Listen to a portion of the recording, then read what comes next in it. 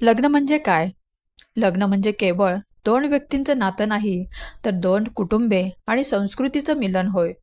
लग्न ही एक पवित्र सामाजिक आणि कायदेशीर गाठ आहे. लग्न झाल्यानंतर एक मुलगी आपलं सर्व काही सोडून एका नवीन व्यक्तीबरोबर, कुटुंबाबरोबर आपलं जीवन व्यतीत करते. तिच्या सर्व इच्छा, आकांक्षा, जीवनातील सर्व स्वप्ने या लोकांबरोबर पाहत असते. आपल्या देशात हुंडाबंदी कायदा असूनही आजकाल हुंडा दिला किंवा घेतला जात नाही असं आपल्याला वाटत असलं तरी प्रत्यक्ष किंवा अप्रत्यक्षपणे आजही हुंड्याची मागणी केली जाते. विवाहित महिलांची त्यासाठी छळ केला जातो. घटना आहे नंदुरबार जिल्ह्यातील वावद येथील. आपल्या दोन चिमुरड्यांसह आईने विहिरीत उडी घेत आत्महत्या केल्याची. काय आहे घटना पाहूयात. नंदुरबार तालुक्यातील ममता हिचा विवाह 5 वर्षापूर्वी गणेश हरदास याच्यासोबत झाला होता. लग्न झाल्यानंतर सर्व काही घरात दोघांचं व्यवस्थित सुरू होतं. घरामध्ये सासू सासरे, ते दोघं आणि त्यांची 2 मुलं, विद्या आणि साई, असं एकत्र कुटुंब राहत होतं. सगळं काही खूप छान चाललं होतं. लग्नाला आता 5 वर्ष झालेली असतात, त्यामुळे घरातील वातावरण बदललेलं असतं. आता नवलाईचे 9 दिवस संपलेले होते. तसं घरातील माणसांचं खरं रूप तिच्यासमोर येऊ लागलं होतं. हे नवीन असल्यामुळे सुरुवातीला ते काही बोलत नाहीत, परंतु जसजशी वर्ष निघून जातात तसतसे ते तिला त्रास द्यायला सुरुवात करतात. तिच्या नवऱ्याला आता बाईक घ्यायची असते. मग ही बाईक घेण्यासाठी त्याच्याजवळ फार पैसे नसतात आणि म्हणून तो आपल्या बायकोच्या मागे तगादा लावतो की तू तुझ्या बापाकडून 30,000 रुपये घेऊन ये. ममताच्या माहेरची परिस्थिती बिकट होती. घरात कोणीच कमावतं नसल्यामुळे ती 30,000 कुठून आणणार होती? तिला या गोष्टींचं खूप टेन्शन येतं. मोठी बहीण लग्न होऊन सासरी गेलेली असते आणि हा विषय म्हणून ती आपल्या आईला सांगते. पण आई तरी काय करणार होती?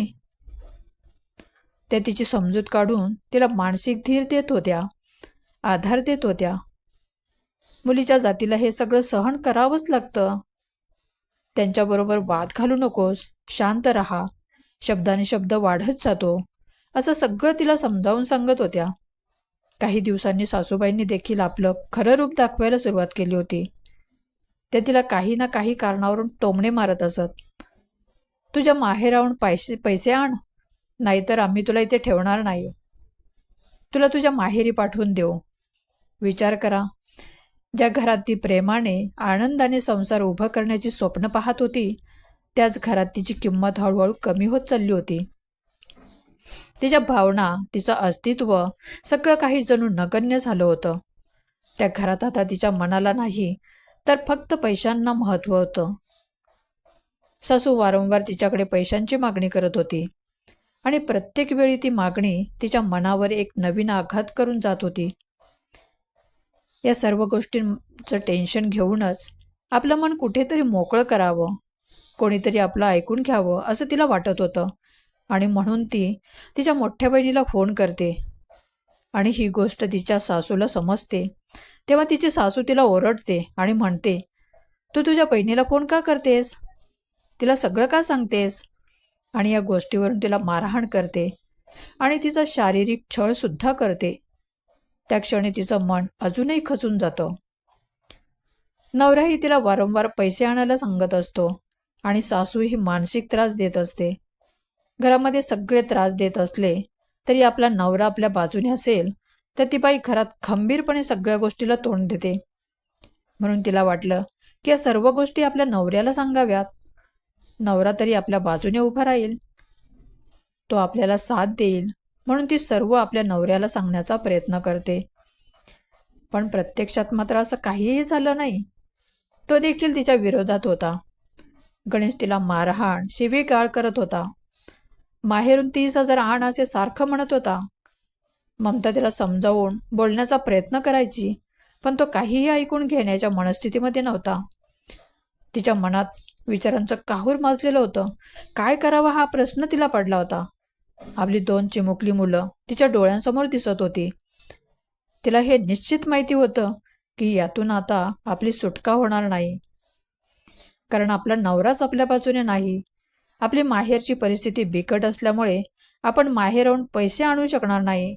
आईवडिलांकडे जाऊन राहावं का, हा विचार तिच्या मनात येत होता. पण लगेच दुसरा प्रश्न उभा राहत होता. लोक काय म्हणतील, या भीतीने तिचं मन आणखीनच गोंधळून गेलं होतं. विचारांचं काहूर माजलं होतं. प्रत्येक क्षणी ती आतून अस्वस्थ होत होती. मन अगदी बेचैन झालं होतं. आणि या सगळ्या गोंधळात थकून भागून शेवटी एक टोकाचा विचार तिच्या डोक्यात आला, सगळं संपवण्याचा. पण पुढच्या क्षणी एक प्रश्न तिच्या मनाला आला, आता मुलांचं काय? त्या एका विचाराने ती पुन्हा थांबली. द्विधा मनस्थितीत उभी राहिली. आपल्या मुलांना नीट सांभाळतील का? मनातून नकार आला, नाही, आपल्या मुलांना हे नीट सांभाळणार नाहीत. आणि तिने मनात निर्णय पक्का केला, काही झालं तरी डगमगायचं नाही. असा विचार करून तिने 9 मे रोजी सकाळी 9:30च्या दरम्यान शेतातील एका विहिरीत तिने आपल्या 2 चिमुकल्यांसह आपल्या आयुष्याचा शेवट केला. ही घटना गावात कळताच ग्रामस्थांनी तेथे धाव घेतली. मात्र विहिरीत पाणी खोल असल्याने अवघ्या काही क्षणात आईसह तिच्या चिमुकल्यांचा बुडून मृत्यू झाला. ही बातमी ममताच्या माहेरी समजली तेव्हा तिच्या आईने आक्रोश केला आणि तिचा पती गणेश प्रकाश हरदास आणि सासू मुक्ताबाई हरदास यांच्या विरुद्ध गुन्हा दाखल केला. मात्र या सगळ्या घटनेनंतर पोलिसांनी या प्रकरणाची सखोल चौकशी केली, पुरावे समोर आणले आणि न्यायालयात खटला चालला. शेवटी पती आणि सासू या दोघांनाही त्यांच्या कृतीसाठी दोषी ठरवण्यात आलं आणि त्यांना शिक्षा सुनावण्यात आली. न्यायाने उशीर केला असेल, पण अन्यायाला उत्तर मात्र दिलं. ममताने जे केलं ते योग्य होतं का? आपल्या लेकरांविषयी ती इतकी निष्ठुर का झाली? कुठल्याही सासरच्या लोकांनी कधीही सुनेवरती इतका अत्याचार करू नये की ज्यामुळे या घटनेबद्दल तुम्हाला काय वाटतं? तुमच्या तुमच्या प्रतिक्रिया खाली कमेंटमध्ये द्यायला विसरू नका. व्हिडिओ आवडल्यास लाईक करा. चॅनलवर नवीन असाल तर सबस्क्राईब करायला विसरू नका. धन्यवाद.